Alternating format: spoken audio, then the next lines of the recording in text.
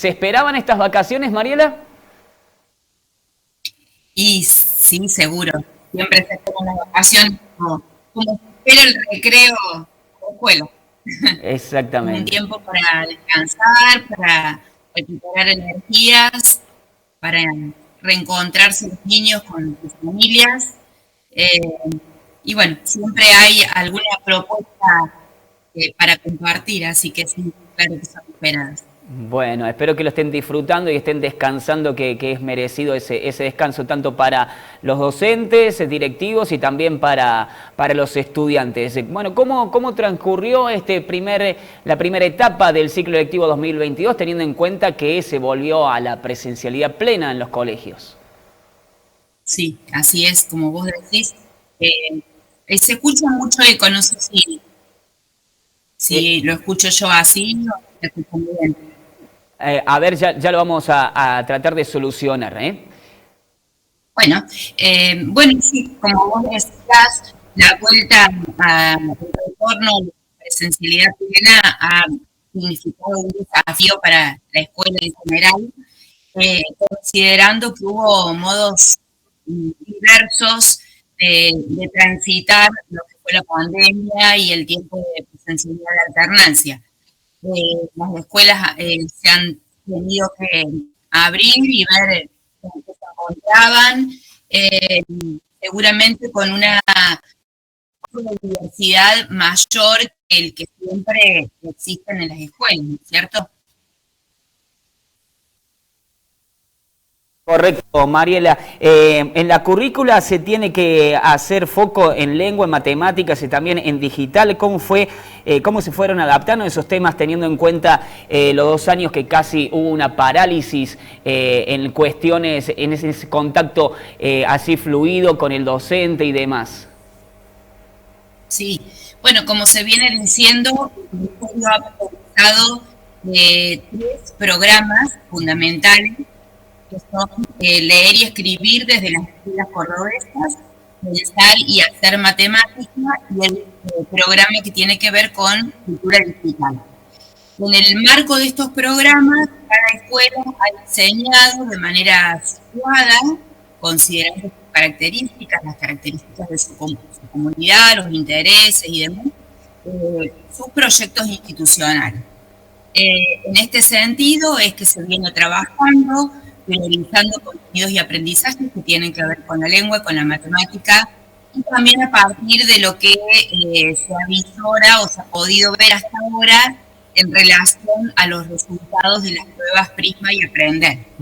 Por ahora son muy provisorios o generales, porque tenemos los resultados a nivel nación y provincia, pero seguramente cuando tengamos información más situada, más específica de la jurisdicción, de las localidades y demás, se podrán ir diagramando acciones en relación a eso.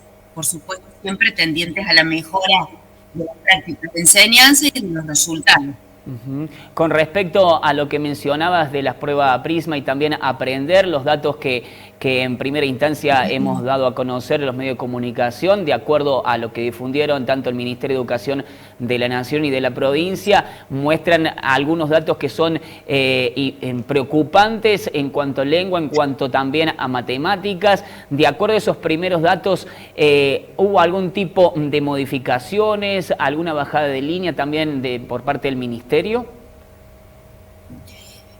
Bueno, la indicación es siempre atender a estas instancias de evaluación que aporten información y que cada escuela tiene que transformarla en conocimiento.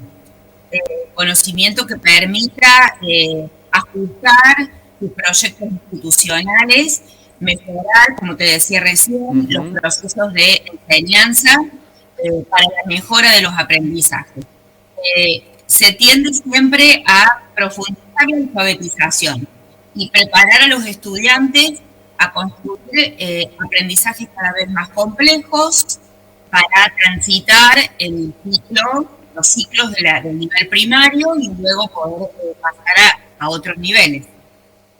Bien, Mariela, sin duda que esa pérdida de conocimientos y demás, o esas falencias que han notado los alumnos en estas pruebas que realizan los distintos gobiernos, indudablemente que la pandemia ha sido un factor fundamental.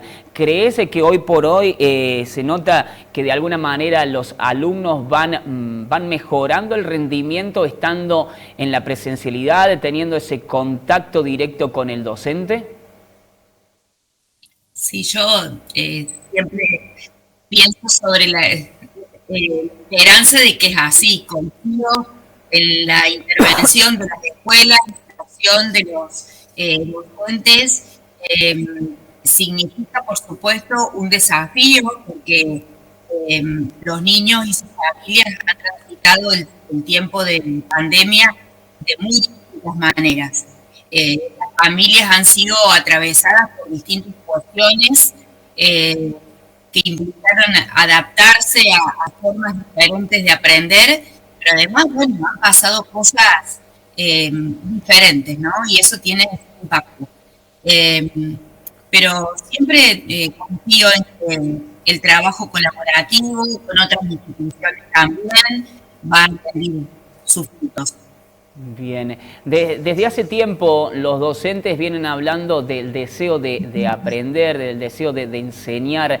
De cierta manera, ¿eso se intensifica en estos últimos tiempos? Y necesariamente, ¿no? Necesariamente los docentes tenemos que pensar otros modos de convocar, de cultivar ese deseo de aprender que vos estás nombrando. Se intensifica, se reformula, se vuelve a pensar. Creo que es fundamental, ¿no? Que la escuela convoque a sus estudiantes a través de propuestas que sean interesantes, que sean situadas y que les permitan ir más allá de las paredes de la escuela y de las aulas, aprender para la vida.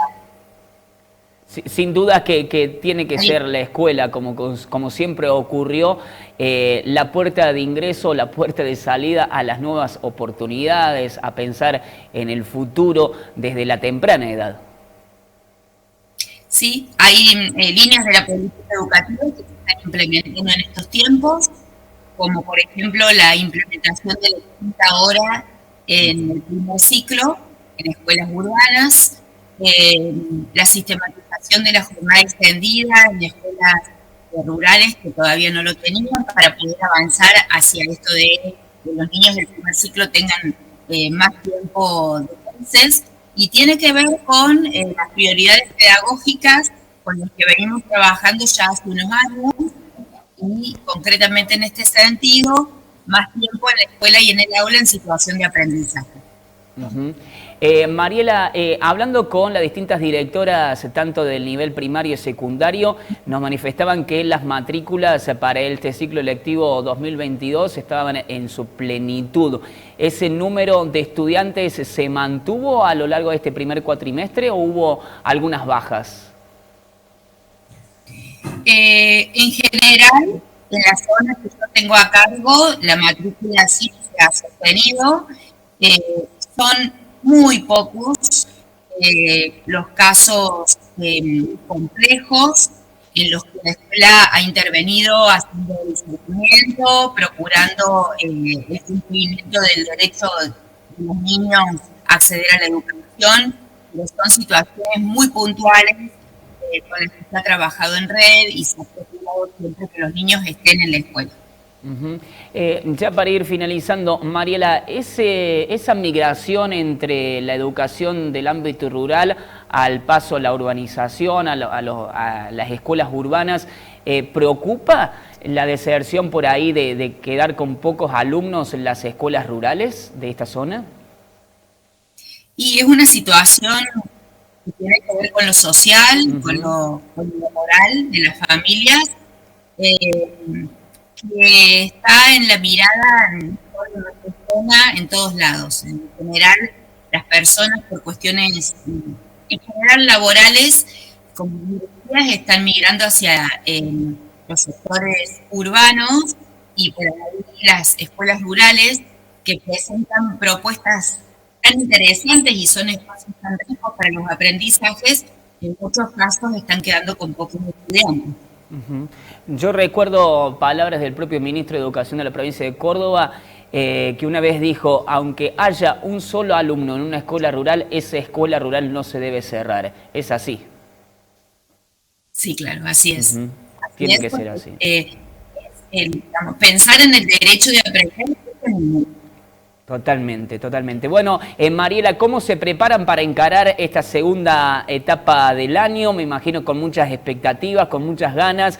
Se vienen lindos proyectos. Sabemos que en la recta final de cada ciclo lectivo hay mucha actividad. También el clima va acompañando porque va subiendo la temperatura. Eso también motiva e incentiva a hacer actividades al aire libre. El intercambio con otras instituciones entre los colegios también es fructífero y favorece también a la educación y a los vínculos.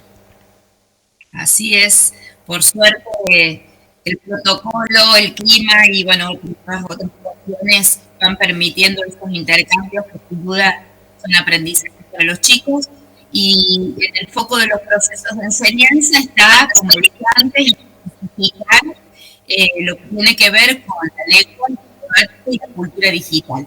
Así que las escuelas estamos trabajando en instancias de conocimiento de las prácticas, de manera colaborativa, con la zona, bueno, preparándonos para la intensificación de los aprendizajes.